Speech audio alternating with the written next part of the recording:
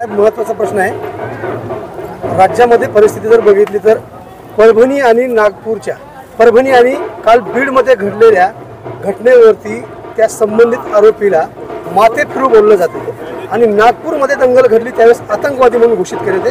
या घटनांकडे कसं बघता तुम्ही? खरं तर आजच्या ईदच्या निमित्ताने राजकारणातलं मी बोलणं म्हणजे तुम्हाला असं वाटेल, आज आपण जरी भाईचारा म्हणून एकत्रित येत असलो, कुठल्या तर पक्षाचा नेता उठतोय म्हणतोय मस्जिदीत घुसून मारेन, काय तुम्हाला फिरू देणार नाही, तुम्हाला राहायचं असेल तर अशा पद्धतीनं राहावं लागेल।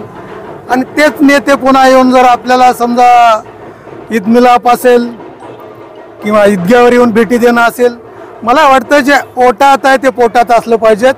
जे पोटात आहे त्याच पद्धतीचा आपण नाटक केला तर मला वाटतंय लोकांनाही चांगलं वाटेल। स्वतःच्या स्वार्थाच्यासाठी आणि काय आता प्रत्येकाला वाटतंय की सगळंच मला पाहिजेत आणि तुम्ही कुठल्या तर एका लाईनमध्ये राहायला पाहिजे, कुठला तर एक विचार घेऊन आपण लोकांमध्ये आला पाहिजेत, तरच ह्या सगळ्या गोष्टी सर्वसामान्य माणसाच्या हिताच्या होऊ शकणार आहेत।